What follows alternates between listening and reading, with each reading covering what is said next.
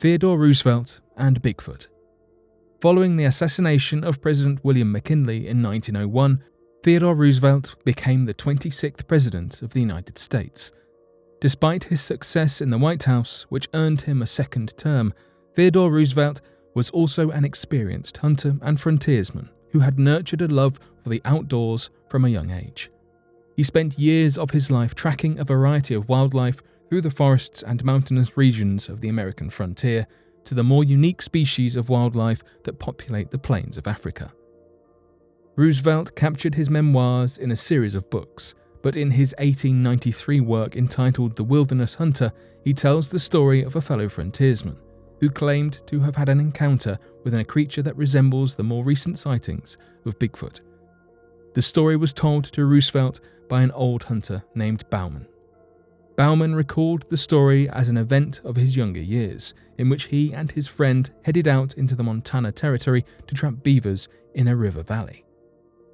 Bauman and his friend had travelled up the same mountain pass in which, a year prior, the half-eaten remains of a trapper had been discovered by some mining prospectors. These prospectors had come across the trapper's camp the previous night, and the circumstances surrounding his death were mysterious. They were unable to determine which creature had been responsible for the trapper's demise. Upon returning to their camp, Bauman and his companion realised that a bear had visited while they were gone and had rummaged through their belongings and destroyed their shelter, which at first did not seem strange. However, as Bauman's companion grew curious, he began to closely analyse the prints. Bauman's partner came back to the campfire, stared out into the darkness for a few moments, and made the startling claim that whatever had made the prints had been walking on two legs. After discussing the possibilities of what could have made the prints, both men headed off to bed. At around midnight, Bauman was awoken by a noise around the camp. He sat up, caught the strong scent of a wild beast, and saw the large body standing by the opening of the shelter. He grabbed his rifle and fired at the beast, before it ran off into the darkness of the thick forest trees. Stronte Beast.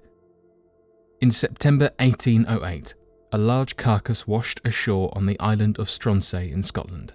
It was the carcass of an unidentified creature that measured more than 55 feet. It was estimated that the creature was actually much bigger in size, as its tail was missing.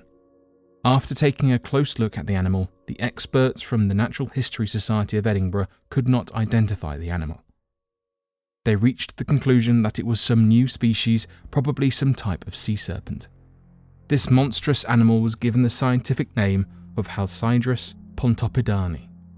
The word of the washed-ashore body of the monstrous animal spread very quickly, and it became famous as the Stronte Beast. This mysterious creature was measured by 3 witnesses. According to their measurements, it was 4 feet wide and it had a circumference of about 10 feet. The witnesses told that the Stronte Beast had 3 pairs of small limbs that they referred to as paws or wings. The skin of the beast was smooth when stroked head to tail. However, it was rough when stroked tail to head. There were bristles on its fins and it had bristles all over its back. According to the witnesses, the bristles glowed in the dark when they were wet. No other accounts of encounters with this beast are present. Was Stronte Beast the last one of its species, or are there others hidden in the depths of sea? Some of the remains of the Stronte Beast are still kept safely, and scientists believe that a DNA test could reveal if it was a known species or an entirely unknown species.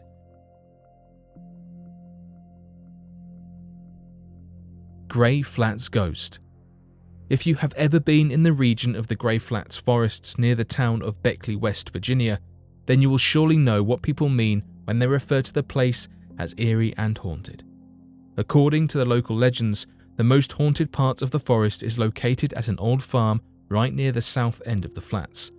Although people in the region believe an old mysterious murder to have occurred there, witness accounts of a group of friends encountering a strange creature seem to expand on the creepiness of the region. According to a group of friends that were hiking in the region a few years ago, as they approached the old farm on the south end of the forest, they noticed a strange figure in the distance that appeared to be a man wearing a long trench coat and a wide-brimmed hat. As they stood watching, the figure got much closer, revealing to be a strange black shadowy figure with no depth other than its darkened silhouette. One of the friends began to panic and had what appeared to be an asthma attack and quickly got out of the area and carried their friend away from the creature.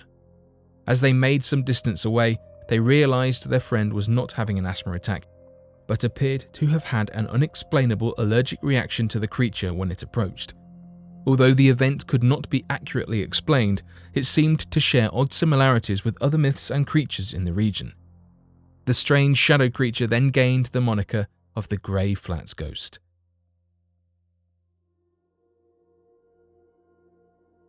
The story of Captain John Smith.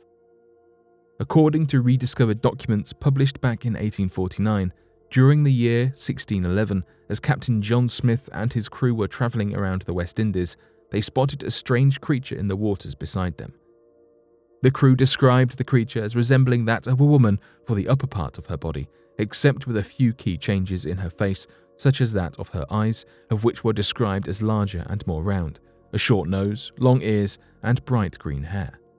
The lower part of the creature's body was described as being similar to that of a dolphin's body, and not that of a fish or scales of any kind, as other tales of mermaids claim.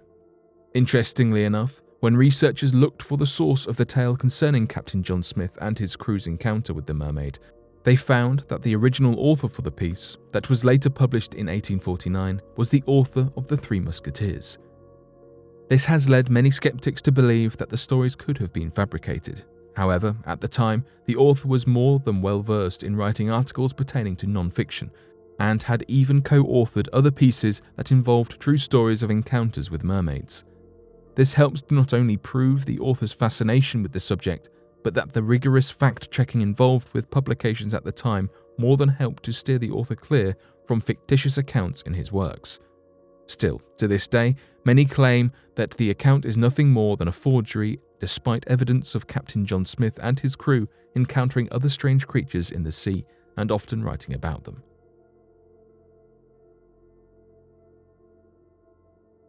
The Lin Verm. The Lin Verm derives from two German words and translates as ensnaring serpent. This serpent was renowned in legend for causing terror.